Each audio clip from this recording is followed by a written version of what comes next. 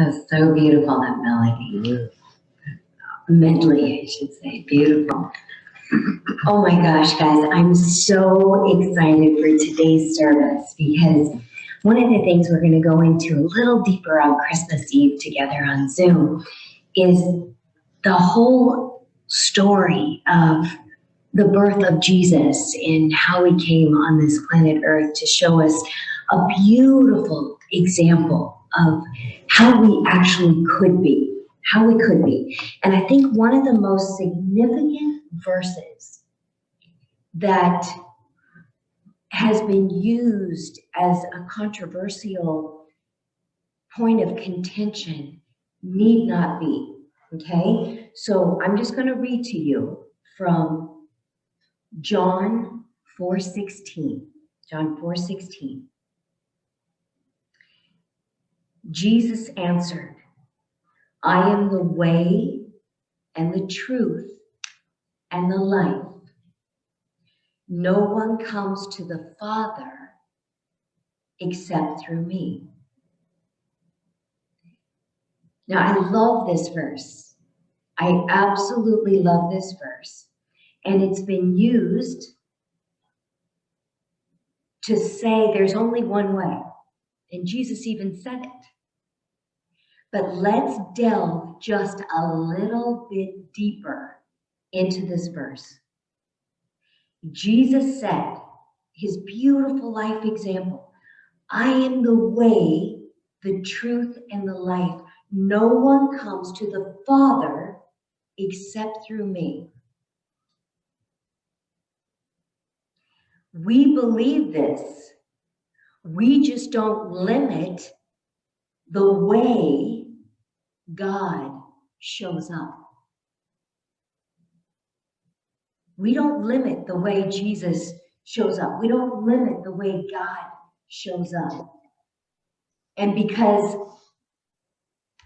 God, in a very foreign country who doesn't have a gathering or a teaching of the way, the truth, and the life, we believe that God reveals himself in nature. God reveals himself through other names, through other languages. Could be Buddha, could be the universal intelligence. It's the same energy source that as unity, we don't get nitpicky in the way God shows up. We're very familiar with the way Jesus shows up, saying, I'm the way, the truth, and the life. It's all true. It's all wonderful, and it's all God. It's all God. Now, one of the most beautiful, exquisite videos that Greg and I had an opportunity to witness was Eckhart Tolle was asked by an audience member, do you ever lose it? Do you ever just forget about presence and just react? Like somebody cutting you off in traffic, calling you a slow driver, calling you a bad driver, calling you names, or whatever it is. Do you ever just lose it? And he said, you know, in certain circumstances like that, no, I really, really don't. However, he said that he is not void of emotion, that when he witnesses a human being hurting another human being or an animal being hurt, there's a sadness, there's a weeping, even a crying. There's an emotion that's attached to certain things that he allows himself the expression of. But losing it, no. Now, he said that there's nobody who knows you best than the people that you work with day in and day out. And he says, I suppose you would have to ask them. And especially if there's a task at hand, or if there's a time crunch for something to get done, to get finished. Now he says, there is a degree of presence that comes through at more times than others. And he says he experiences it, that whenever he is summoned to help someone in a one-on-one invitation, he allows the presence to become so strong that Eckhart Tolle disappears. And he likens it to when we are truly connected with Source, we are just the frame. We're just the frame. And depending on how connected we are with our Source, to God, the way, the truth, and the life, depends on how much light comes through this window. 100%, he gives the credit to Source. Eckhart Tolle's personality is just the frame, that he takes no credit for the presence of God that comes through him. That's where we praise God. And he said that took years. You know, he had this awakening, like, oh my gosh, there's this, and it happened when these words went through his head. He says, you know, I hate my life. And he was like, wait a minute, there's an I, and then there's a my. There's two things going on. And he was the observer watching himself hating his life. And he said that separation, where he got to see himself as the observer, is where it started for him, that he really started having a whole new experience of life. Like, wow, I could just be the observer. And he said for a long time, he had this awareness that there was something amazing and beautiful there, but his personality was still hanging on. And his personality was still latent and reacting and causing problems. Well, he thought that his significance came from his intelligence. So he continued on to his PhD because that's where he got kudos, until he realized he didn't need that for what God was calling him for. He didn't need his PhD. He didn't need the accomplishment. There was nothing more he needed to add to what God was calling him to do. So that was the part of him that he kept having to continually let go of. And he says, now when there is a task at hand, what he does feel is the low hum in the background of presence. So when he's called to speak before a group, and this is what we do when we gather together, we prepare our hearts to be less and less of us so that God can show up and come through. So when you no longer see Greg and I up here, or when you no longer see a teacher and there's something that's coming through, that is our goal, is that we disappear and that God's presence is so powerfully felt that we have blessed everyone in the presence of God showing up. And therefore, there is no credit that we justifiably in any way can take credit for. That the glory of God is only vividly present and healing us because of our surrender, because of us letting go and letting God show up. This is what I experienced when Portia and I were doing this Buddha meditation, and there was no sound, but there was a summoning of the presence of God to do the healing. Now, when he was before someone, and there was a nun that had come to see him, because she was so disillusioned after 15 years that she said she could not find God. So she came to see Eckhart. So in those moments, what Eckhart did was he summons the presence of God in that one moment. And I've experienced this many times as a psychotherapist. I'm telling you, it was not me. It was a solicitation for the presence of God to heal them, only using me as an instrument. And I could feel the intensity of my listening was so acute. And what was happening was he would deepen so deep in the presence of God that this nun said, you're doing it. You're doing that thing. You're actually healing me. You're a healer. And he goes, oh, I'm a healer. See, and that's part of his personality, thinking he was actually doing something. But guys, we're not. We're not doing any of it. We are only, the extent that God is powerful in our lives is to the extent of our surrender to the way, the truth, and the life. And Jesus was the perfect example. Come to us as a babe at this Christmas time, growing up as a young man, telling us in Scripture, this is the way. Oh, which reminds me of Baby Yoda. This is the way, right? Oh, you know, myth. and there's it's a shift from this is happening to us and from us. So it's like, all right, if I bless someone, that's something I did. It's a shift from that mentality to this is happening for us and through us. So instead of to me and from me, it's happening for me and through me.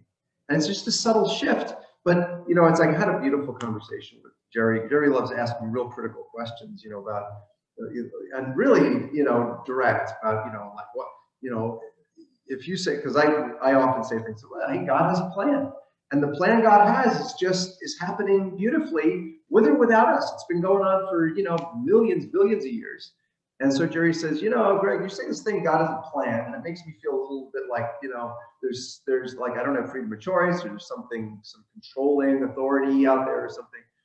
And I said, Jerry, the thing that I've used, and this has served me, and you guys really play with this, the thing that I've used to understand, like, how do you see through the eyes of God? When God is this infinite, this is not some gray-haired old guy in the antiseptic corner of the universe wearing a white robe, right?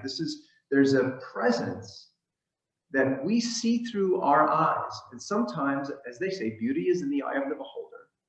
You get to see through a real beautiful presence. And the one thing that's helped me really get centered in what that's about, as far as, our Father, is parenting. So as a parent, if you have a 2-year-old, are you in control? Do you have a plan for your 2-year-old's life? And if you're a parent, you have a 2-year-old, you do. You have a plan for your 2-year-old's life. And you're very much in control. And both you and the 2-year-old know that. When they're 10, you still have a plan for their life. And there's probably more resistance from them, but you're still determined to have your plan for their life and roll out. When they're 15, you can still have a plan for their life, but they're going to let you know that they have no interest in your plan for their life. And when they're 20, you start to dispense with your plan for their life. Now, I asked Jerry, he's got, son that's 40, and I said, do you have a plan for your son's life? He said, no, I do not. It really doesn't anymore. When he was 2, though, he did, right? So I love when I say God has a plan. I know that there's a beautiful underlying force of love that is functioning in this universe. Trees grow. How? Flowers bloom with amazing colors. Bees go get honey. How? How is all this happening? It's because there's a plan. And if you don't believe there's a plan, just watching National Geographic.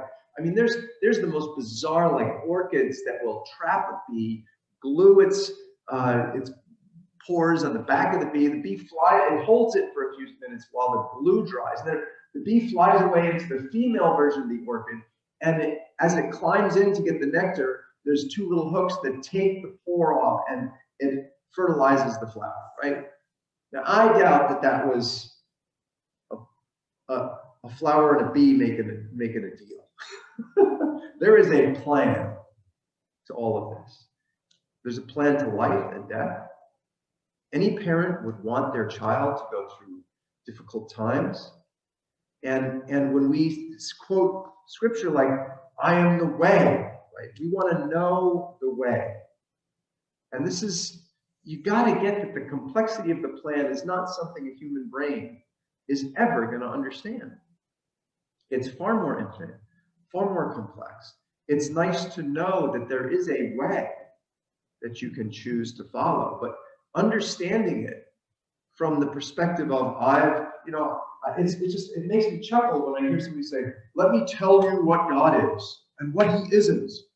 Like going, how arrogant that we're going to, like there's a top of a pyramid and you're going to zoom above it, look down on it from the outside and then describe it. It's just hilarious. to imagine that a human being could comprehend the plan. What we get to do is we get to experience it. We get to choose to love bigger around it. We get to see who we want to be in the face of it. And not so much. I'm always amazed at how I react. Tamara talks about how, like Eckhart talks about how he would cry when he would see things happen. Imagine being able to weep and not say, this is bad. To being able to weep and say, God, you made it so I can feel compassion. And when people are suffering, I can feel that sadness. How beautiful is that? Instead of being in resistance to what's happening as if it's wrong or right. And this was the caveat to Eckhart really surrendering to this, was the voice he heard in his head when he had his enlightenment was resist nothing. Resist nothing. And just digest that for a second. What would your life be like? Just explore, take a minute. If for the next week you resisted nothing. Nothing happening in the news or politics, nothing happening with your family, nothing happening with your health, with your finances, with the world. What if you just resisted nothing? What would be left? Now, one of the things that for many years Eckhart said he would feel is his old familiar ego pulling at him, saying, come on, Eckhart, suffer. Remember the suffering. Life is crap. Everybody's going to hell in a handbasket, and he would feel the pull of the familiar negative spiral. And he would take it like a buffet that he no longer wanted to partake because he knew he had a choice. He did not have to continue the pull of going in that downward spiral of suffering. It didn't mean he didn't feel pain, but he didn't have to go in that swirl of that downward spiral of living in that space. Because that spiral of suffering comes with a whole bunch of really great, you get the right to blame, you get the right to tell people off, you get the right to be a victim, to go be a victim and go get medication or go get drunk or go get whatever. I mean, when that suffering comes with an invitation, if you indulge it, it's not leading to a good place ever. So pain is inevitable. Suffering is optional. And the only difference is resistance. Pain's going to happen. And I remember once I was in the monastery and I had sprained my ankle. The monks would play basketball. And because it was a pretty controlled environment, we would play very intense basketball. And I came down, twisted my ankle, and it was sprained pretty bad. And one of the monks was an ex-German doctor. He was a doctor from Germany, MD. And here I am with my, purple ankle all swelling up. Just happened an hour or so ago. And he walks in and he says, oh, with a very stiff German accent. And he says, so let's put ice on this. And I was going, wow, plops the ice on there and he's rubbing it around, hard ice. And I am like writhing in pain while it's freezing my ankle, right, to reduce the swelling. And I'm like, my leg is shaking because it's so painful. And I laid there for a second and I said, all right, wait a minute. I couldn't hold my body still because of all the pain. And I sat there and I just was in the habit of trying to see things through the eyes of whatever, God, Jesus. And I said, all right, let me imagine this. Having my arms spread out wide, someone driving stakes through my wrists, right? And through my feet, and then propping me upright. And as I did that, and I was just laying there, I was just like trying to really embrace what that must have been like. And there's something that came over me that was like, I wasn't anticipating. It was like a thank you. thank you for trying to understand me. Now, I've always felt a very close presence of Jesus since I was 4 years old. I had a powerful experience with it. I flew, I prayed to Jesus, that it lifted, and I've always felt that presence with me my whole life. But there was something about this. It was weird. This is not what I would imagine Jesus would want to feel close to me through, is that. But the pain lifted from my body. There was a blessing, and it wasn't because I was willing to be crucified like I said. It was just willing to be close. And I love Christmas because there's so many reminders like that we can just be aware of. Just be so grateful that at a time when there was nothing going on in the world except you're going to be punished and they're going to hold grudges, and there was literally like no such thing as forgiveness in the world before Jesus came. And he came with that message. And then there was like, you mean we can actually for no reason just let people off the hook and free ourselves from having to be the jailer and hold a grudge and remind ourselves of our suffering and go through this whole, it was like, what a miracle to be told you're forgiven. And it was a bizarre experience that I did, like the pain lifted, not because I was, touched and healed. It was just because I was willing to embrace it. There was pain, but there was no suffering. So, when Tamara and I were listening to this, it was funny because Tamara was getting completely different messages from this little, this little 12-minute video of Eckhart Tolle. I was just enjoying the context of a person that could talk about himself without being important, without having to be important. Just realizing, there's something going on out there that's so beautiful, even though it may be completely contrary to everything that I was anticipating for today. And this is Christmas. There is so much beautiful stuff going on that, Tamara and I, we love watching. You go to YouTube, just say, a beautiful Christmas story, or amazing Christmas connection, or animal friends, or, whatever it is, just something that is on your heart to be inspired by. And to resist nothing. Resist nothing. That's exquisite. That's exquisite. So thank you guys so much. We want to open it up and see what may have come up for you from today's lesson on the way, the truth, and the life, and how we don't limit the way God shows up. We don't limit the way he speaks to our heart. Jerry, did you want to share? Microphone there? Grab the microphone if you don't mind, so everybody can hear you. Cool. I'm back to the water fast. Sorry, Bill.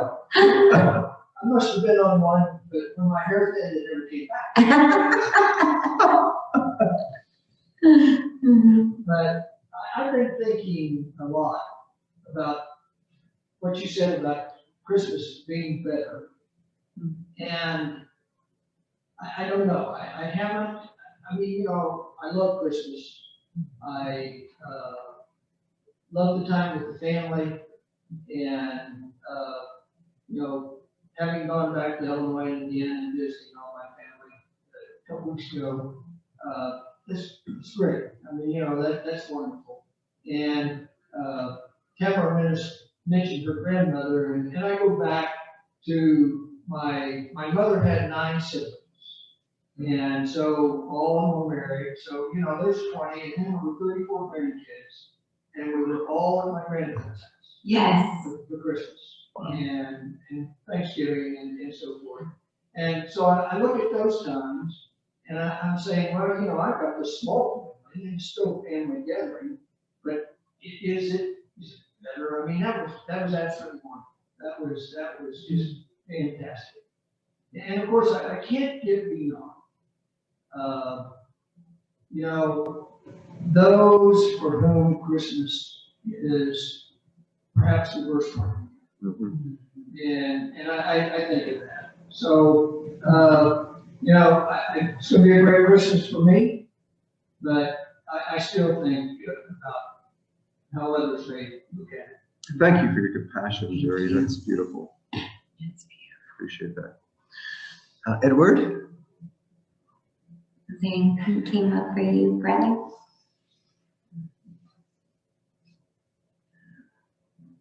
That's a really good point, Jerry. Hi, this is Portia. Oh, Okay. Portia, hold Are on. you opening it to people on Zoom or? Yes, yes. Yeah, sure, go Yeah, ahead. Okay, well, since I was thinking about what Tamara was saying about resistance. And I remember the first service that I attended of Unity at on Bernard. And you put your hand out and said, whatever you resist, persist. Right. Oh, okay, Tim was here, he's getting lunch. He just walked out. And the other part about the resistance had to do with acceptance. I've been thinking about these words that we use, like joy or love. And for me, unconditional, absolute acceptance is part of love. And so I just want to share that. And something else that you asked about, how does God show up?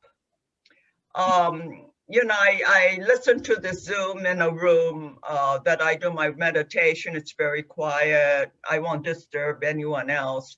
But Tim had to use this room for something else that he was Zooming. And so I had to go into our dining room and I listened to Unity. This was a few weeks ago. And as I was sitting there, and maybe I shared this before, and is that I saw reflection of the lights against our mirror and seeing the leaves and so forth on outside. And I felt this absolute presence was in our dining room, was in this place. And that's how God showed up. So thank you. Thank you. Merry Christmas, Portia. Thank you, Portia. Merry Christmas. Yeah. Thank you. Okay, Mr. Ed. Mr. Edward's going to be sharing with us now. All right. Mhm. Resist nothing. I tried yesterday, and I failed. I resisted absolutely nothing, even though I was stuck at the end of the day, and the extra dessert and more. So yeah, I'm learning from you guys, not resisting anything all there. But you know, I like, there was a lot of really interesting points that people have made today. Jerry made something, you know, really obvious about the folks that are probably there are a lot of suffering, you know. And you don't find any time of year special, specifically this one. There has been, always has been, a lot of work going on somewhat behind the scenes for us to have good moments, for everybody to have good moments. And it is unfortunate that some don't get to see or feel the good moments. But there's,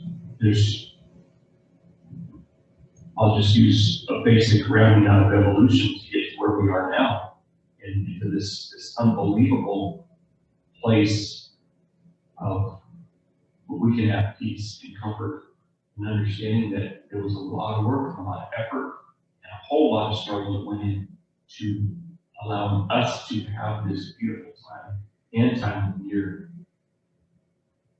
Specific suffering. A lot of people made sacrifices. Huge and continue to. And finding appreciation for that is quite important. And you know, when I see that, I have to look at that's not going to stop. That's going to continue on. There's going to be more struggle. There's going to be more standing up for, more fighting for, to continue to have the blessings that we've been given that we do have to pass on. And the fact that we get to experience it all is the blessing, not the outcome. The outcome is dismal, no matter how you swing it for each human being, right? I mean, it ends in death and it's probably going to be painful, but my God, that we can feel such a spectrum of emotion, and including pain, because without that you couldn't feel pleasure, including compassion for the people out there.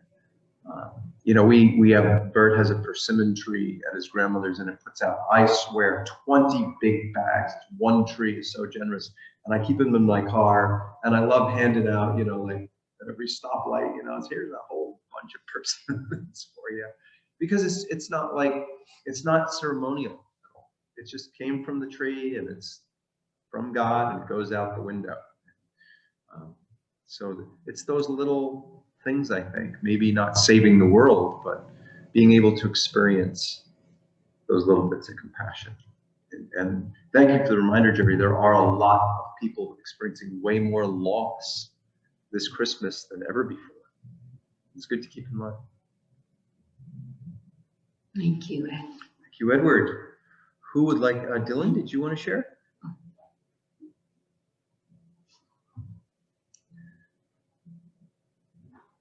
I exercise determination, but I resist nothing. Exercise determination, but resist nothing. I mean, I'm still trying to lose over my weight, 10 pounds left, and so I have to. I mean, even though I have indulgence in sweets, I'm still on my way. Mm-hmm. So this time of the year can be difficult. And I was telling my family here that, you know, this time of the year is when people gain weight, right? And now we have COVID. So do they gain my story? Wow, it's true. Maybe. It's just the thing that really stood out most for me was what you said about crying, about just being able to feel. I actually had an appointment years ago with and I was telling my counselor, you know, I embrace crying as just a form of relief.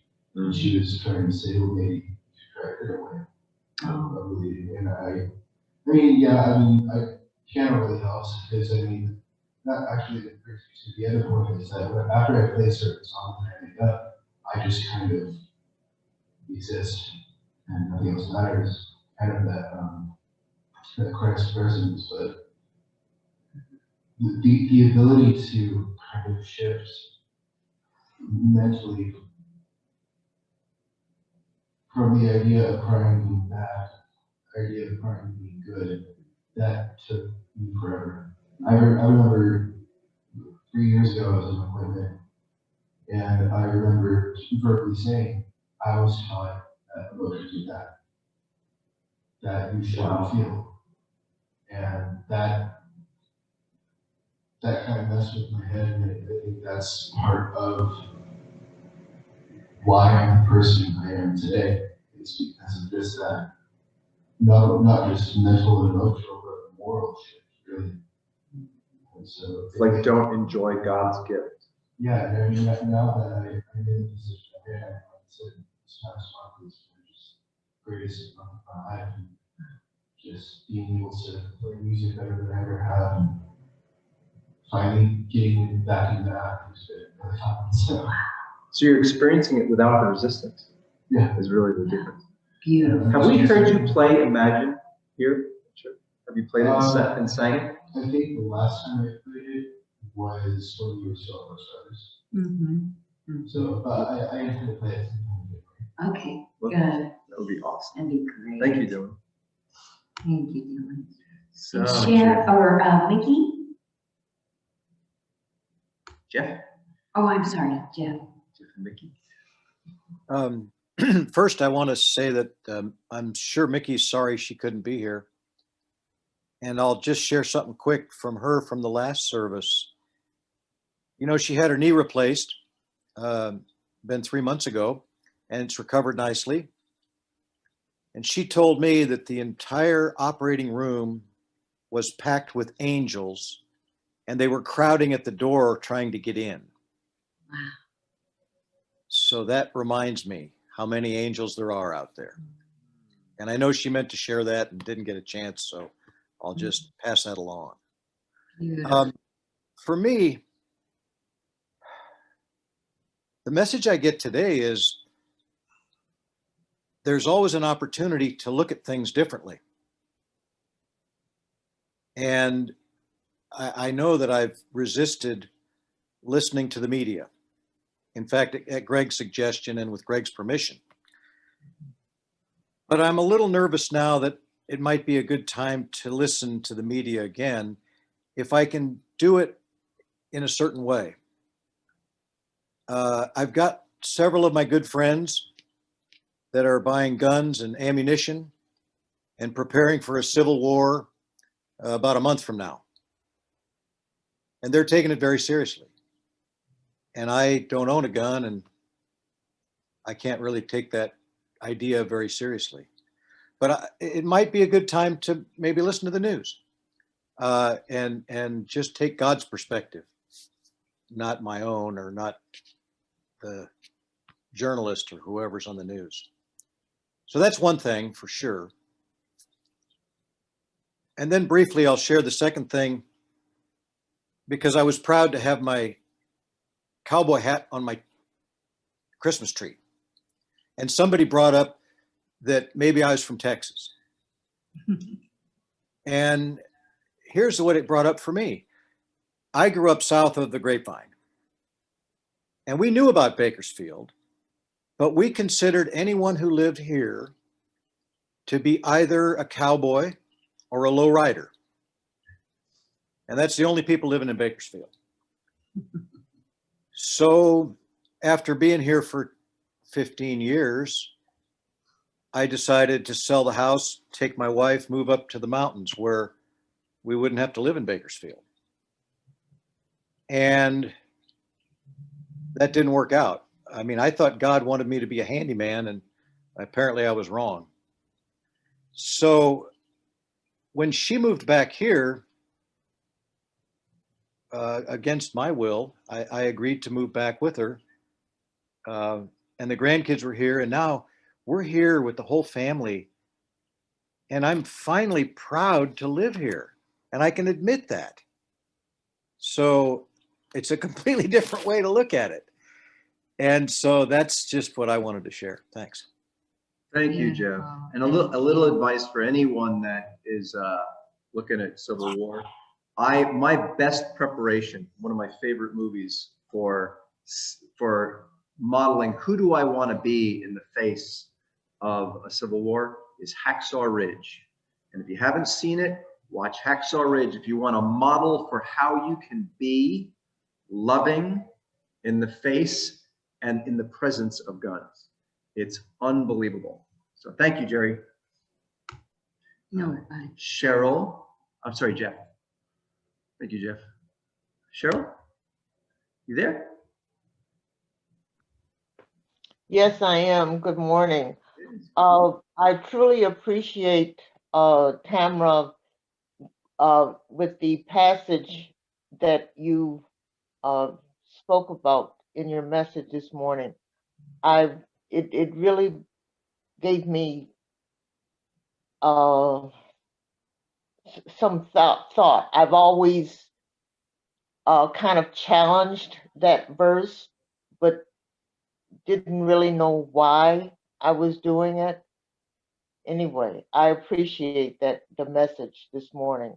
And also I was thinking about in terms of Christmas and the passage that I've been bringing up for a little while now, Proverbs 19. And it kind of goes with this to me, that many are the plans in a man's heart, and we all have our plans, but is the Lord's purpose that will prevail. And I'm choosing to believe that the Lord's purpose in allowing this to continue is to get more of his children to slow down, calm down, and get priorities truly in order and what's important. And and it's taken me all of this time to really come to that. And I'm not going to say conclusion because it's not, but to come to that thought. And anyway, I just wanted to express that. Thank That's you, so Cheryl. beautiful, Cheryl. Merry Christmas. Yeah. Judy, Tracine. And then Dad.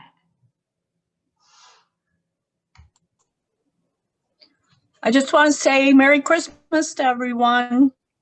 Thank Merry you, Tracy. Christmas, Thank you, Judy. Merry Christmas.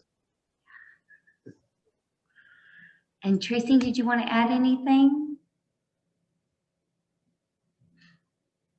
All right, off the Padre. Okay, Dad, what came up for you? Well, I've been listening to the whole program, and the thing is, it goes without saying that there's so much food for thought, and everybody is praying of what they feel or what they heard and what is going on in everybody's life. And I just love listening to it every Sunday. Love you guys. Oh, love you, Dad. Thanks, Dad. Thank Thanks you. for being here. Thank you so much. Okay, Thank you all for sharing. good deal. Appreciate it Thanks so for much. sharing. Okay, so our offertory blessing is that divine love through me blesses and multiplies all that I have, all that I give, and all that I receive. Thank you, God. Okay, our peace on Dylan. Let there be peace on earth.